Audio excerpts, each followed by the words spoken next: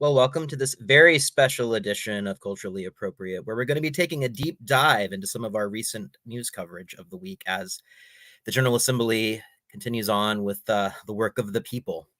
So first, we're going to have a nice roundtable, the first time the entire Pamphleteer staff has gotten together since Christmas, and talk about Justin Jones, the one member of the Tennessee Three that is grabbing all of the headlines and continues to. Next, I'm going to talk about Todd Haynes' newish film, May December, which is currently streaming on Netflix. And finally, we have a doozy of a weekly film rundown, almost 20 releases, which we're not going to talk about all of them on the show. But let's go ahead and get started. And I wanted to bring in editor-in-chief of the Pamphleteer and our politics reporter, Megan Podsiedlik, to talk a little bit about Justin Jones. If you've been reading the Pamphleteer this week, you probably noticed that we've focused a little bit on Justin Jones. We're not obsessed. We just kind of think this whole thing is strange, and we're trying to figure out the draw of this particular political figure. Speak for yourself there. I am obsessed. You are obsessed? Yeah, the whole story that he's put together about his rise to influence is I mean, if that's not the American dream, what is? Activist to elected representative with a national platform. I think what are we all doing here if not pursuing that? I think the American dream is living in Nashville and buying all of those awesome clothes on a $28,000 a year salary somehow. Yeah. The American dream is not actually having to know how to do your job, but getting paid handsomely for it. For sure. Yes. So, I mean, for those people who haven't really been following, because I know we've published a lot of articles on Jones this week, I think I might have Geneva just bring those up. So we've been kind of working as a staff. And one of the best headlines, Justin Jones is bad at his job, which I think we published a little bit earlier in the week. We've talked about Jones a lot over the years at the Pamphleteer. I wrote a piece about a year ago called A Tale of Two Justins, sort of outlining some of the issues with Jones. And then we published a piece yesterday which deals with Jones's strange connections to Vanderbilt University, which seem to still be continuing. That's a piece that I think really merits some questions, and I think something that has not really been picked up on. There's a lot to deal with Jones that's really out in the open, and it just seems like people aren't bothering to put two and two together. So what do you think it is about Jones that is sort of stopping all of these legacy media outlets? I mean, we have the Tennessean, and we know that the Tennessean basically profits off of this kind of Tennessee Three suppression. I mean, they had a big bounce in numbers during that whole scandal last year. You mean we know the singing? Do you mean the holler? No, I'm talking about the Tennessean itself. Oh, okay.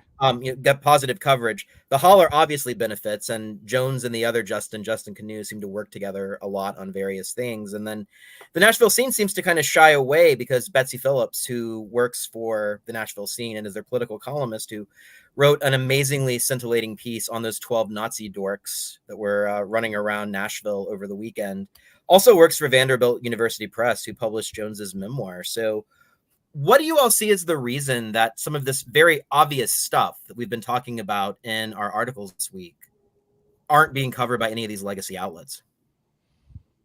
I think he's emblematic of their distrust and disdain for the state legislature, and I think he's kind of just their avatar of destruction. I've said it's not all that different from how some Republicans view Trump as kind of like a Scud missile targeted at Washington, D.C., and it's kind of less about his policy and more about him drawing out the contours of the enemy and that kind of thing. I think that's how they view him.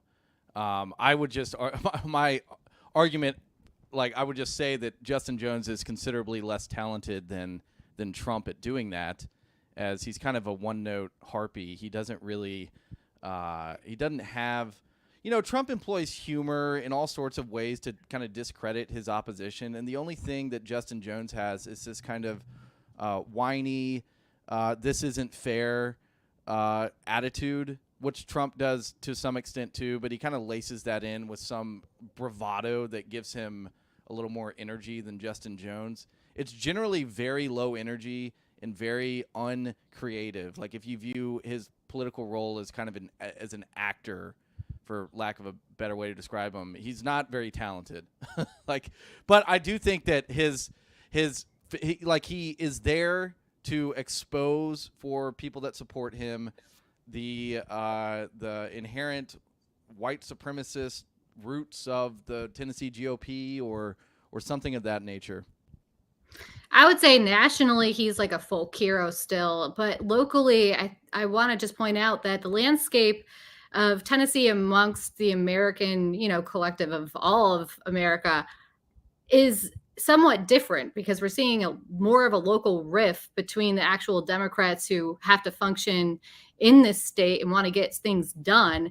They're not necessarily as much on the bandwagon of Jones as the national media likes to paint, and even our local media like to then use to kind of, perpetuate their echo chambers. Yeah, I mean, my favorite moment of the year politically, and I really don't think this is going to get toppled, is like the Justin Jones live from the lake by the cranes talking about, I mean, it seems like something that would be out of a Parks and Recreation episode where he just has no idea how hunting licenses work and what the Tennessee Wildlife Commission does. And he's just talking about these cranes as if he knows what he's doing. And I just watched that and I laugh. Coming after the ribeye of the sky is probably a mistake. That's what it's called, the ribeye of the sky. I had some sandhill crane a couple of weeks ago. It's great. The truth about Justin Jones is that he is full of bloviation and he's going to be hyperbolic. He literally is just a wrecking ball. And that's exactly what, as far as the whole entire state of the Democratic Party in America, they want states like Tennessee to this like established GOP cohort that controls our legislature and our governor's office and all these places. They want that to be, bulldozed over so that they could build it back up in their image, I think. Yeah, and I just want to jump over to the comment from our viewer, Stabmaster Ham, who says, hide and watch. Justin Jones will pull an inverse carpetbag and move away for money, as Van Jones, Harold Ford Jr., and Albert Gore did before him, which I think is a very interesting idea because Jones in some ways is very emblematic of a lot of people. I mean, he's a California transplant who came from the Bay Area because the Bay Area was falling apart, saw an opportunity here to launch this professional activism career, moved into a heavily blue district within Nashville that he could easily win, and started this career of sound bites and tweets and all of this other stuff that he's been running on. So do you feel like in some ways that he is very emblematic of Nashville politics, or do you think he's an outlier? I think he's perfectly emblematic of it as regards the city's relationship to the state, or how they would like to imagine themselves as relating to the state. There's of course more reasonable elements within city government that probably he's not representing accurately. But I mean, if you watch a council meeting, you'll see that a lot of the people in the more progressive caucus massively support Jones, and I think that that's even reflected in how quickly they put him back in his position after he was expelled in whenever that was, March. I was going to say that, yeah. So, I think that he's almost universally supported by Nashville establishment brass for the reasons that I talked about before. And I also think that kind of the lack of curiosity about his background and stuff is a reflection of their support for him, but also they know that if they actually dug into what's going on with his background, they would be subject to all sorts of accusations of racism or whatever this is. Like that, to me, that was kind of the framing of the Nazi march over the weekend was that that incidents like that are used by people like Jones to insulate themselves from criticism, and that's why he used that to incriminate the Tennessee GOP, because it's an effective way to draw people away from criticizing him. Because all of a sudden, if you're criticizing him in light of this recent show of white supremacy, which if you hear it from Jones is the basis of Tennessee politics, then you are like racist for criticizing, So yeah, I think that, and you see that same kind of rhetoric and tactics used at the city level a lot. I was going to point out that there's a council member Prep T. He is a carbon copy of this type of rhetoric. He has been voicing his concern of white supremacy since he's taken his position as a council member, a new council member. And I would also like to point out that there was this, not only was there this landslide of this new progressive wave that has taken over, well, not effectively, but has slightly taken over the local city council. And you also see it with some of the younger Democratic legislators. When Justin and Justin first came into office, they both kind of started to take on this persona, had this air, had some more power, seemingly, than some of these people who had already been in there. I know if you guys know Representative Harris, some of the, who's the other one? There's another gentleman, but there's, I can't think of his name right now, but you saw Caleb Hemmer. They kind of tried to become or start to mimic this type of politicking that Jones was exemplifying. And even to some extent, I would say that the other Justin Pearson, he kind of fell in lockstep behind Jones too. So you saw that when they kind of blew in from the activism route, that they were kind of seemingly doing something, and people have wanted to replicate that. And we do see that on the local level, as well as some of the younger people who are Democrats at the state level. Yeah, and I will say that, I've been doing a deep dive into Justin Jones's memoir, and in his acknowledgments, one of the people that he thinks the most profusely is Zulfat Swara, who we might know had that weird article written about her by the Nashville Banner, where they just accused Region Inc. of closing all of her bank accounts, and they didn't bother to interview anybody else and just threw up some random tangentially related study. And has there been a follow-up on that at all? No, there's not. But I think what's funny about it is the same night, Steve Cavendish was at this event talking about media ethics, like 6 hours after he published this, which is just kind of a hilarious exposure of what's going on. So, we have a lot of these players that are sort of working together. Megan, one thing that I did want to ask you is, a couple of weeks ago, you reported on this Freddie O'Connell PAC where he was giving money to the campaigns of some of his allies, which some people would be kind of surprised that certain senators in the Republican Party were on there, but Justin Jones wasn't. Why do you think that's the case? I think that what O'Connell's trying to work right now, especially with the state, he's not necessarily trying to bridge the gap between the state and local in the way of how we're thinking about it, of kind of, the responsibility of how they fall under, how the local government kind of falls under this state government, and that you don't have to be at odds. I think that you're looking down the pipes at his transit referendum. You're looking down the pipes at some of these deals that he wants to make, especially with I think especially with these solar initiatives, and he wants to be able to work with the state. So you're going to see these political leaders kind of slowly back away from doubling down on Jones, because in the state legislature, if Jones is in the conversation is over, because Jones has ruined his reputation as far as nobody will work with him. And it's not just on the Republican side, it's both parties at this point. Yeah. So, I've heard rumors that there are certain Democrats who kind of have basically shadow banned him. Is that true? Or Well, so besides the fact that, we saw legislation that he put forward, like the sand crane legislation, and we also put forward this other bill that had to do with tractor parts, that was kind of this trying to reach across the aisle to some of his more rural colleagues that do have a lot of farmers in their districts.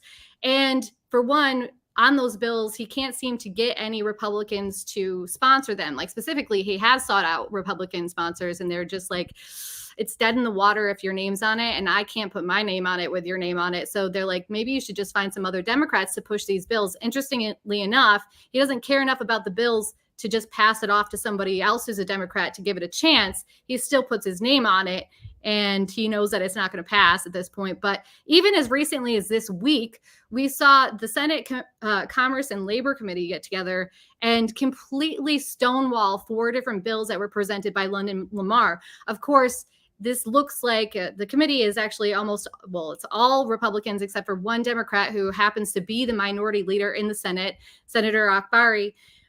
Senator Akbari curiously wasn't at this meeting, which actually says a lot because Lamar brought forward 4 different bills. I won't really go through them because it doesn't really matter. It had to do with medical stuff, but none of them were seconded by anybody in the committee. And Akbari, who is the only Democrat, just happened to not be there, which is saying something. Essentially, if you are siding with Jones, your bills are going to be dead in the water. If you've chosen a side and you've chosen Jones's side, your legislation isn't going to go through. And that's what we're seeing. And then you're also seeing Democrats like Akbari.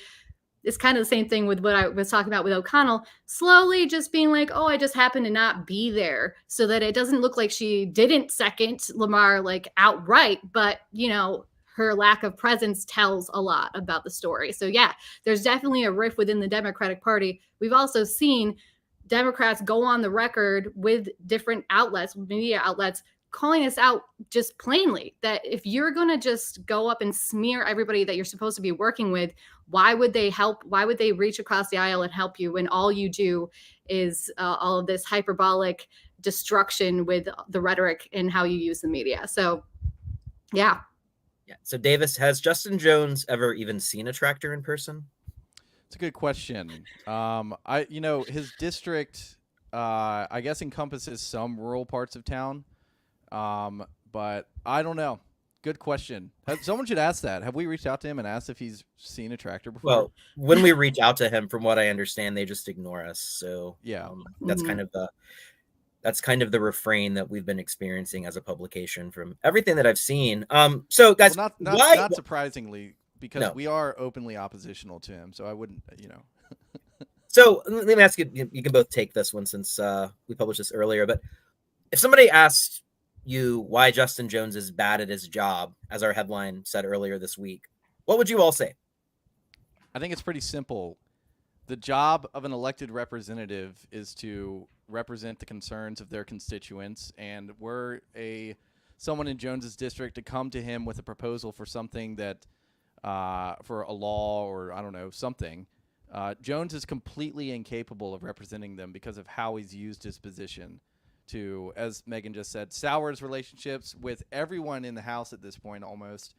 And he just fundamentally cannot do his job. They talk a lot about democracy, and statesmanship just is not a part of Justin Jones's vocabulary.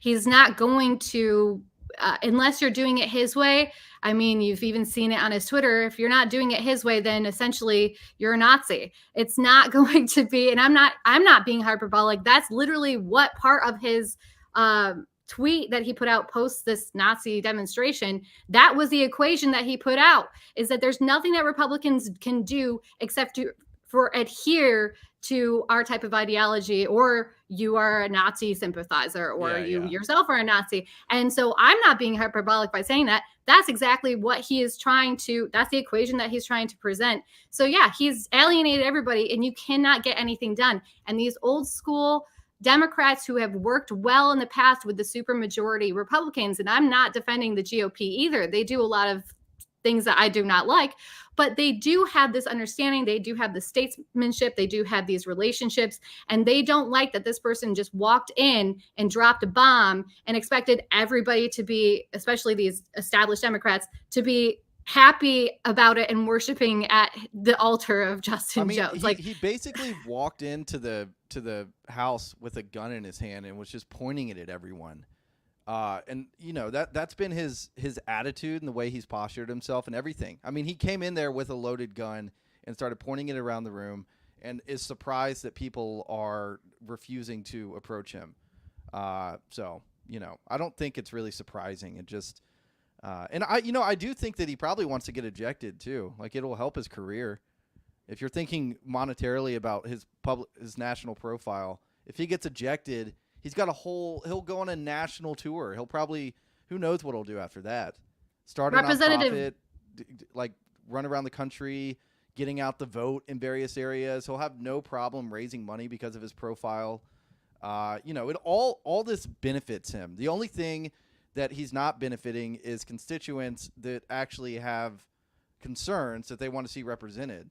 I'm sure that he's got some constituents that just want to see the GOP burn in the state, but So. Well, I believe it was Representative Love even said that quiet part out loud, that they were trying to work, the Democrats were trying to work to prevent the expulsion of Pearson and Jones. And he was like, no, they wanted it. They wanted it. We were trying to help them and they wanted to get kicked out. So so the whole thing is just a show. And who suffers, of course, his constituents in theory suffer, unless, like what Davis just said, they just like that they have this talking head, shouting down the oppressive state GOP, which they very well, that's why they voted him in, essentially. So he might be in their mind doing exactly the job that they wish to do. But when they always tout, oh, this is anti-democracy, this isn't for the people, they're ignoring, the millions of people that all these other representatives represent in the rest of the state. So. And it seems to me these contradictions are so obvious, and the media just seems wildly disinterested, not just the local media, but, you have this guy that's talking about these threats to democracy, and he gets in trouble for blocking constituents on Twitter who disagree with him. But then not only that, he was on Jen Psaki's show on MSNBC the other day, and Jen Psaki, very much a vocal feminist, very much talking about equality and all of the major issues dealing with gender. But we know, and this is what we published yesterday, and I think the article earlier in the week also talked about this a little bit, Jones's entire rise to fame is very much checkered because of the fact that there were these issues of allegations of sexual assault or covering up sexual assault that have marked his early career. And that famous Facebook post by Janisha Harris, which really isn't as famous as it should be, I should say, has really gained no traction. I mean, Janisha Harris, somebody that was arrested with Jones very early into these protests, arguably was as well known, or if not more well known than him, going into the Nathan Bedford Forrest and the George Floyd protests, talking about how the homeless people that made up the majority of those protests, which is kind of the open secret, were guilty of sexually assaulting some of the protesters that came in from college. And according to Janisha Harris, at least, Jones ordered them to cover that up for the good of the movement. Why is this a story that's really not gotten any traction? And then we'll get into the Vanderbilt connection here in a little bit. I think there's one part of it is, it presents itself as hearsay because it was posted on Facebook. And I think that's probably what a journalist would hide behind. It's like, oh, anyone can say anything on Facebook. It's not, something like that. It's just a rumor. There's nothing about it. But what, as we've discussed and written about pretty consistently, the thing that elevates it is how the divinity school deans commented on it and said they would look into it. So they took it seriously, and journalists don't seem interested in taking it seriously at all. So it does. Yeah. Yeah. And I will say too, not only did they comment on it, but they tagged other deans in the post and tried to elicit a response from them publicly, which is what I found so strange about the entire situation. I mean, it was almost like watching this bureaucracy in real time on Janisha Harris's Facebook page. Yeah. Unfortunately, and also in the comments, you see this, and I know that you mentioned this in your piece, Jerod, of these other people who have commented about their experiences with Jones not being too savory. But unfortunately, in these type of movements, these types of groups, there's two problems here. One, that they all kind of do things the way that Justin Jones does. They're hyperbolic. They blow things way out of proportion. So then when you come to actually exposing something like what Janisha Harris tried to expose, she was also somebody who tried to boost her profile at the same time as far as activism when Justin Jones and her were doing those types of things. And, there could always be these kind of side conversations about, is this just about jealousy? Is this just, that's kind of how you would brush this away, because this type of activist group of people do tend to do this, take a tiny little thread of a story and run away with it type of thing. So it is important, and I hope that you explain more about it, that those deans did take this seriously. At least they were going to look into it seriously. Yeah, and that's the weird part of the story for me. I mean, coming out of academia, I know how ridiculous these bureaucracies can be, and also how sort of far removed from reality academia is. And that's especially true at a school like Vanderbilt, which is, its own little entity in the city of Nashville. But what's so striking to me is these deans seemed very taken aback and very angry over what Jones did. And we don't know whether or not the deans did what they said they were going to do.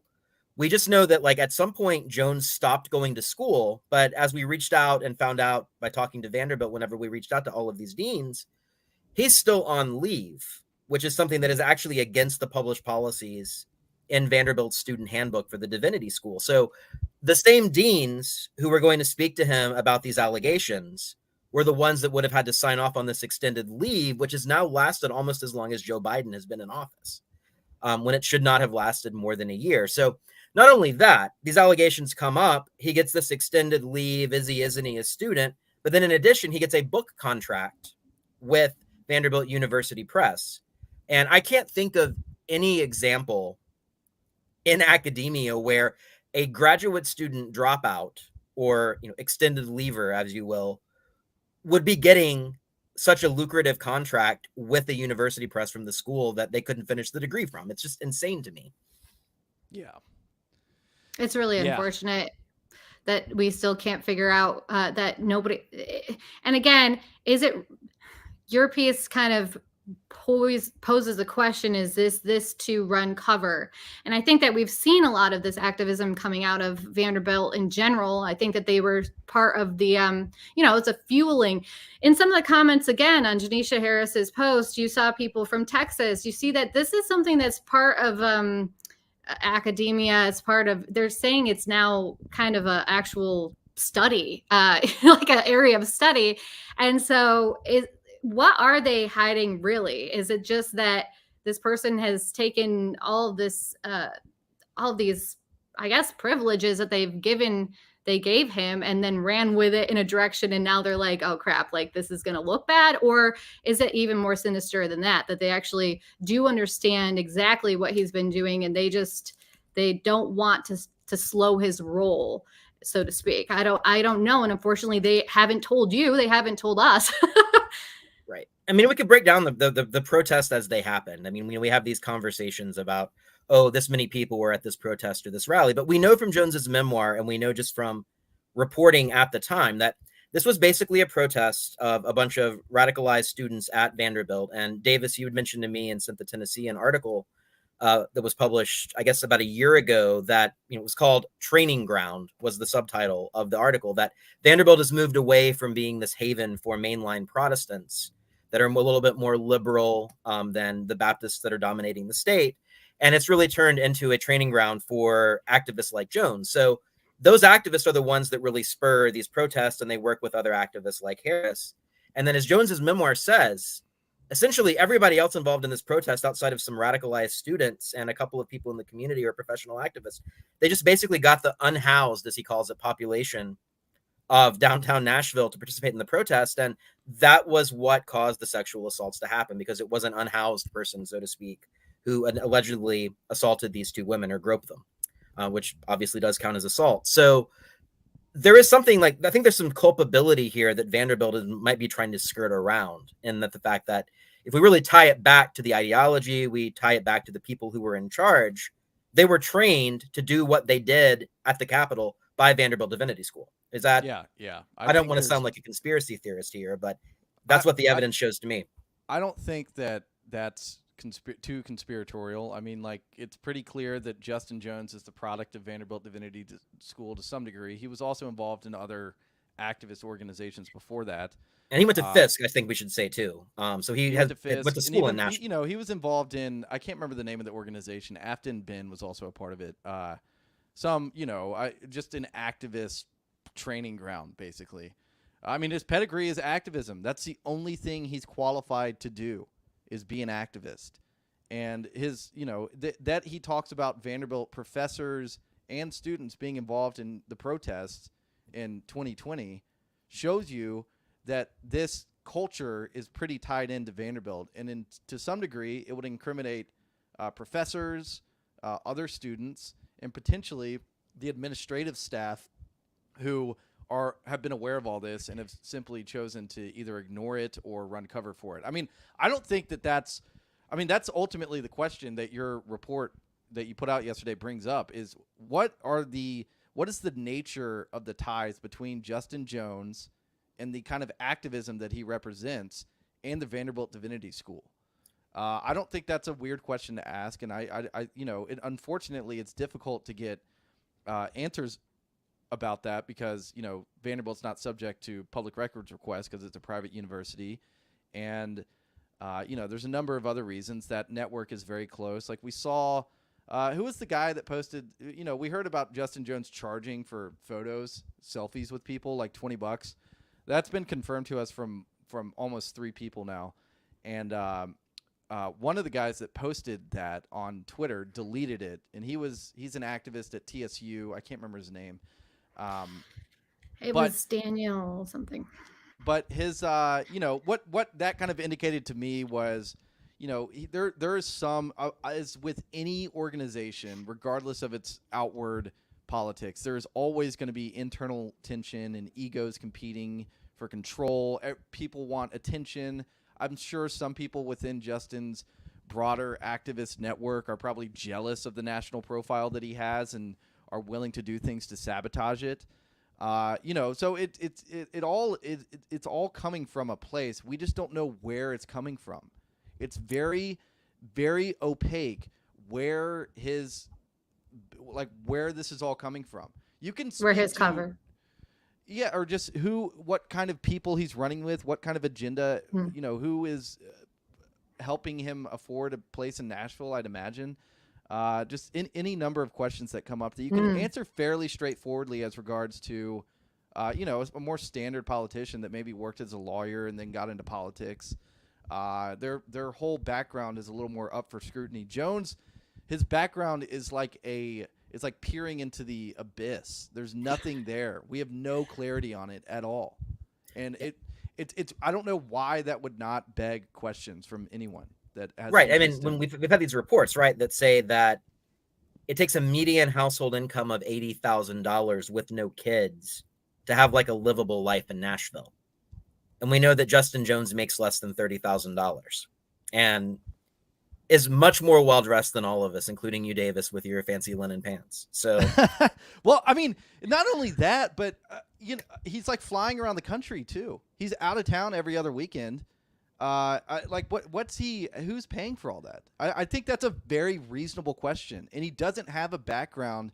Again, he's probably got student debt from going to school, and he's only been an activist.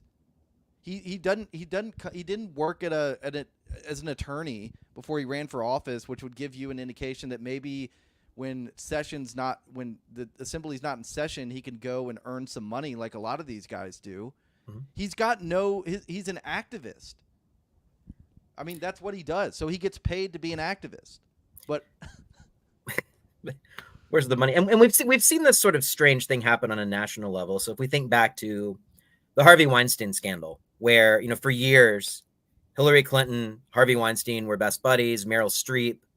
And what you saw during that time, as all of these people who knew what Harvey Weinstein was doing for years and just kind of kept it hush hush, at the end of the day, yes, Harvey Weinstein went to jail, but then the people who ended up getting hurt the most out of this were people like Rose McGowan, who lost their careers for speaking out whenever all of these other people that were entrenched in that group just kind of like distanced themselves from it and hoped it went away, right? I mean, we have like Meryl Streep giving her Golden Globe speech 9 months prior, attacking Donald Trump, and then a lot of the same things that Harvey Weinstein did that she was accusing Trump of. It was just sort of like, oh, well, we're divorced now. We're not talking anymore. So there seems to be this lack of responsibility in a lot of these activist communities. And I don't just say that in terms of Democrats as well. One question that I wanted to ask both of you, and this is something that a lot of the more populist factions of conservative politics really get into. They would say that we're wasting our time talking about Justin Jones because the real problem is that we have a lot of Republicans in the House who aren't really doing the job and doing the work of the people. So in a state like Tennessee, it doesn't really matter about these Democratic politicians because they don't even need to be there for laws to be passed. What would you say to somebody who might make that defense and say, why are you wasting your time covering Justin Jones? Well, I would say firstly that Justin is a representative in Nashville, And, we are a Nashville-based publication. And so I do think that it falls within our coverage range. Second, I think that nationally, the pressure exerted on the state, it could be imagined or not, because of Jones's presence and what he's done and the accusations he's flown out, are corrosive in a way that it would prevent people that might otherwise be inclined to run for office in state politics from doing so. Because if the specter of being hounded daily by someone like Justin Jones is there, just nonsensically, then I think that prevents people from engaging in it. It also just toxifies the environment. And there is a point that some GOP members might also be falling short. But frankly, the way that I view it is that you can't. Jones is such a distraction and a discrediting mechanism to the entire body that kind of goes both ways, depending on how you look at things. Like maybe if you're just totally anti-Tennessee GOP from the right, then Jones is a useful foil for them to play off of and discredit to your advantage. But I think that we're just going to see more and more figures emerge like this, and I find it interesting from just to let people know here is where the next class of politician is coming from. They're not coming from more traditional routes. Obama is kind of the prototype of this.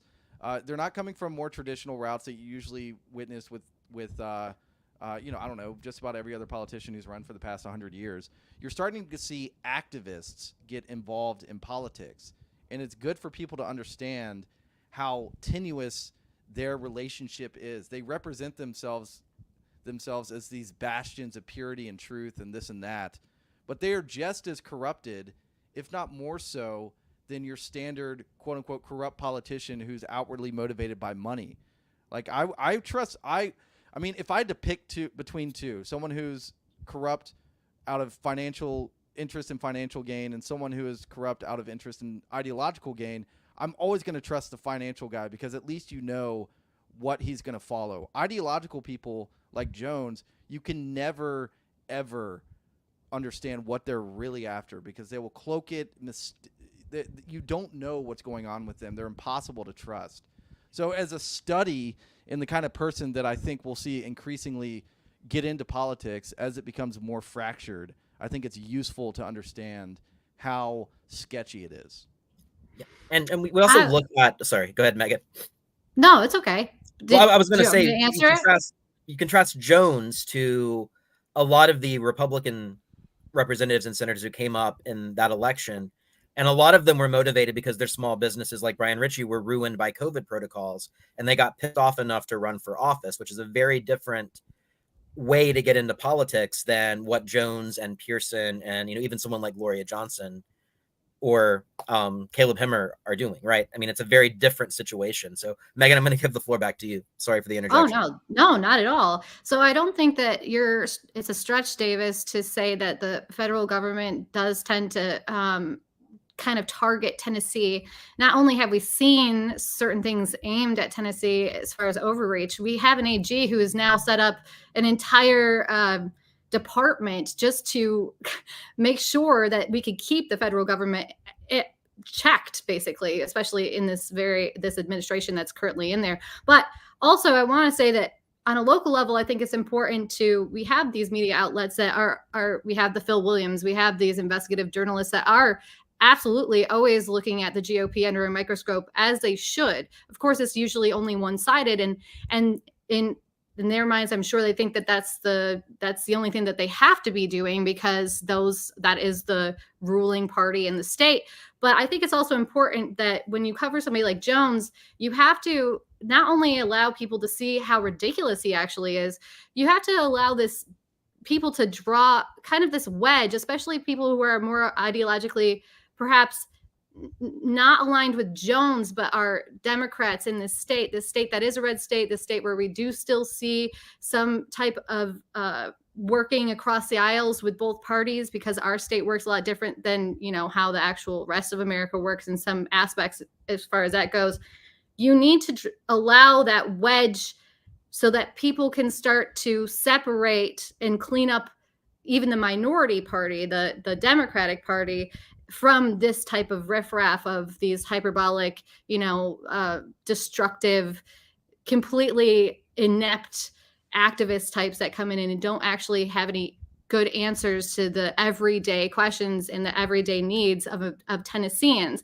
So I think that it is important to cover Jones on a local level to kind of help drive that wedge so that even the minority party in the state can clean their party up as well as also the GOP should be doing. We're going to move on. We'll move on past Jones. I think that bringing up open questions about his background is just the bare requirement of reporting on this stuff. I mean, he's got a big figure, so we're not going to completely ignore him, but we are going to point to, first of all, he's ineffective as a rep, and second of all, here are some weird things about his background that we don't have answers to and we're not able to get answers to. I think those are just kind of fair, easy questions to ask, and that no one's asking them. We're just kind of filling the gap left by that.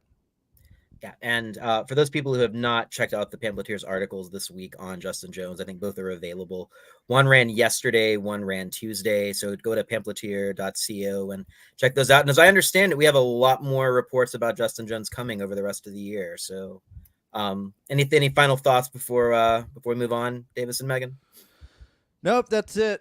But Justin Jones living the American dream, getting paid for a job that he doesn't even do. Coming from mysterious origins. I mean, like, isn't that what we all want? Just to show up someplace one day, get on CNN, get a little memoir that you get to write. I mean, God, come on. That's the American dream. Let's go. That's what I say. I have nothing to add to that. Yeah, it's going to be hard to move past that. Thanks so much for having us on, Jerod. Of course. I'll see you all soon. Thanks so much for joining us. Yep. All right. See ya. Bye.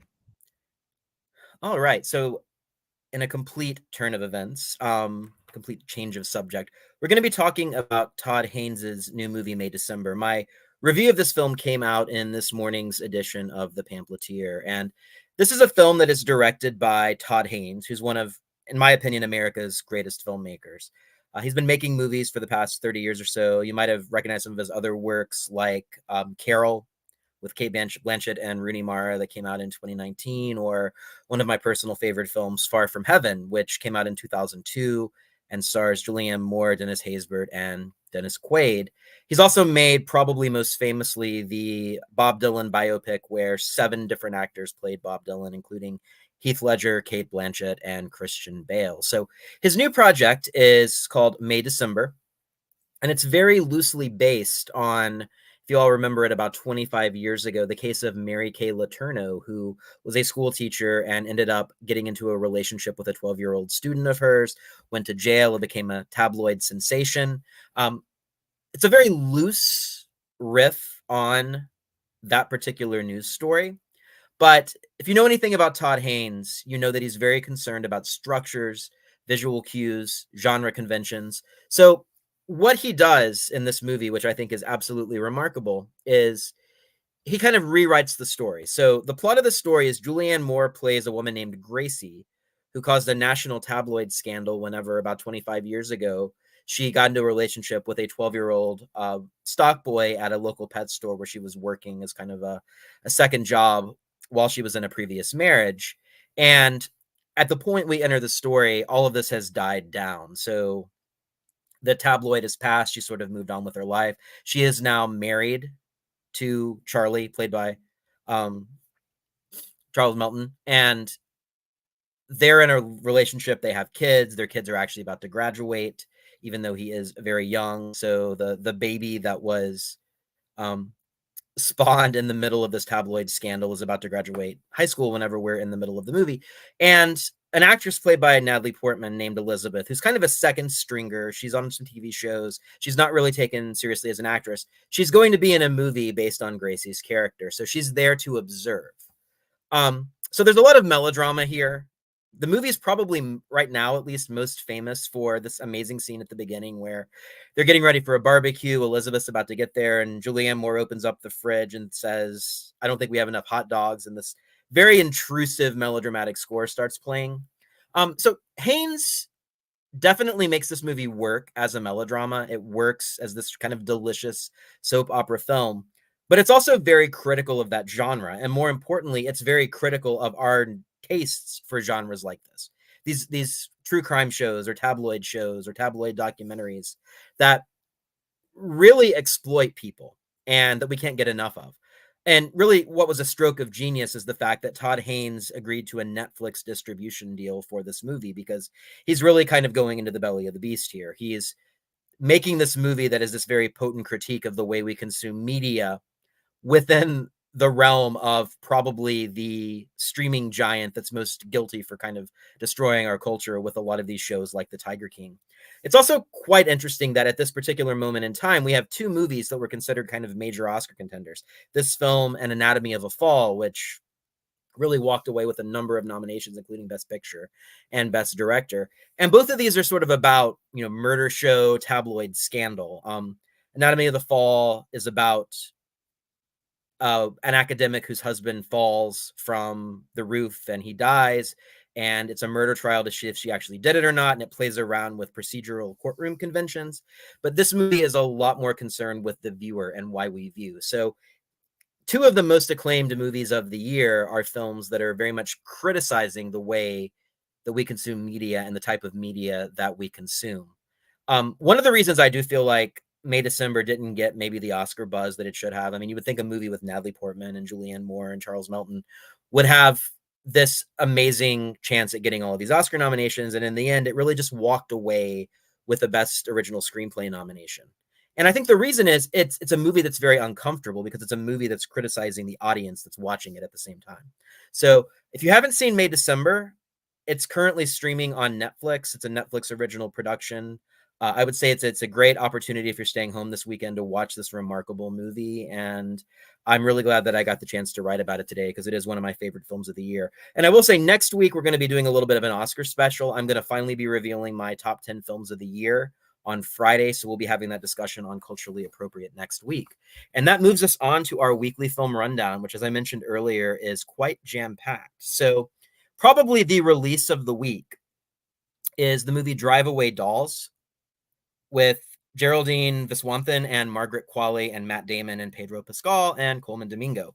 For those of you that are fans of the Coen brothers, as you see from the trailer here, this is a movie that is directed by Ethan Coen. It's the first movie that he has actually made without his brother. He made this and co-wrote this movie with his wife. And the movie is apparently a throwback to kind of the 90s Coen, Tarantino, Guy Ritchie films that really defined independent cinema in America and, I guess in Ritchie's case, Britain. But it follows two best friends that rent a car on the way to Tallahassee on a road trip. And unbeknownst to them, the car is full of drugs, and Pedro Pascal and Coleman Domingo play the gangsters that are trying to find it. Matt Damon makes a cameo as this corrupt Florida politician. The movie's been getting kind of mixed reviews, but if you think about the Coen brothers, that's kind of par for the course. Very similar to what we saw with Lisa Frankenstein, the Diablo Cody movie that opened a couple weeks ago. I'm sure in 15 years, that movie is going to be considered a classic like Her Jennifer's Body. But, The Big Lebowski also kind of got middling reception and didn't do well at the box office when it came out. And the Coen brothers are consistently sort of having this happen to them with very few exceptions, only when they make a serious movie. And then 10 years down the line, it's a modern classic. So I'm expecting the same type of reception for Drive Away Dolls. Don't expect it to make a big box office impact, but if you want to get in on the ground floor, this is going to be one of your best options this weekend. So I know I'm excited to see this movie, and I'm sure a lot of the viewers are too. Another movie that's opening up at AMC Thoroughbred 20 in the Belcourt is Wim Wenders' Perfect Days. Wim Wenders, one of the titans of the new German cinema that spawned Werner Herzog and Rainer Werner Fassbinder. This is a movie that he made that really did well at a lot of the international film festivals late last year. And it's a movie that's not set in Germany. It's set in Tokyo, and it follows a toilet cleaner who is sort of meditating on the beauty of life. Now, that might not sound like your cup of tea, but from all accounts, it is a remarkable movie and a very life-affirming movie. So kind of in the dead of winter here when we're waiting for spring to kick off, I'm really excited to see it. The other pick that I definitely want to check out this week is an IFC horror release called Stop Motion. And it's a movie about a stop motion animator, and half the movie actually is stop motion. And it's got some very disturbing imagery in it. But essentially, the movie follows this animator who is working on her magnum opus, and it sort of charts how fantasy and reality are blending together. a lot of this, it's practical. It's gotten some really good festival buzz too, so I am quite excited to see this one. Other movies opening this week, which I do want to mention because we have a lot of films that actually have Nashville Franklin connections. You may have seen the trailers for the movie Ordinary Angels, which is the new movie from Kingdom Story Company, who I wrote an article about a couple of years ago, and they released the Jesus Revolution last year to a lot of really good box office receipts and some pretty solid reviews. But this movie follows Hilary Swank, and she's really laying on the Southern accent thick. She plays a recovering alcoholic who is called by God to help a widower father, played by Alan Ritchson. If you watch Jack Reacher, the streaming show, that's Jack Reacher. And she's called to help him manage the chronic illness of one of his kids. So this movie's gotten some pretty solid reviews as well. I think it would be good to check out. There's this kind of nice renaissance of faith-based films that are now getting higher quality actors, better production values, and this is kind of the latest example of that that's in multiplexes this weekend. So it's going to be interesting to see how that one does. Another movie that has local connections is The Stolen Valley. This was called Alta Vista and 2022, but the title has changed. It premiered at the Nashville Film Festival in 2022, and I saw it. I had the chance to see it. It's got some gorgeous cinematography. It follows a Navajo mechanic whose mother falls ill, and she has to go basically find her father for financial assistance. And she teams up with this cowgirl outlaw. So it's got a little bit of a Thelma and Louise vibe, little Three Burials of Miguel Estrada vibe going on.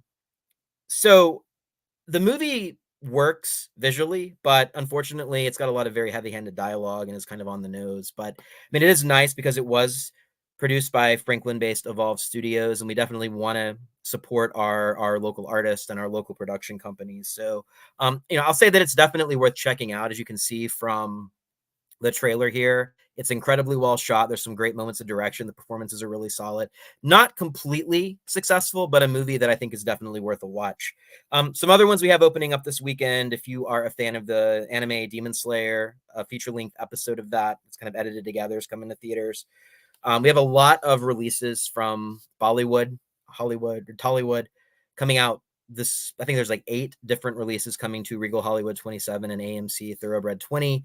We also have some re-releases of Tenet and Les Miserables on big screen digital IMAX formats that are coming out. And then the Belcourts series for Valentine's Day is still continuing as well. So that is going to be followed up this week with Amelie, the Jean-Pierre Jeunet movie that's kind of a modern contemporary classic. Also a restored version of Francis Ford Coppola's One from the Heart. And then they're going to be ending this week and that series with Guinevere Turner's 1994 movie Go Fish, which took Sundance by storm. So this weekend I know is a little weird. It's kind of pretty. It's kind of warm at the same time, kind of cold. So kind of a great time to go see some movies. And we almost have, as I said, 20 releases that are around. The full weekly film rundown is available at the Pamphleteers website. I profile all these movies and give my recommendations. So make sure to check that out. And with that ends our show. And we'll be back next week to talk about the Oscars and also to talk about the season of Lent and what that means for the world. So whatever you do this weekend, give it some thought and have a good one. Bye.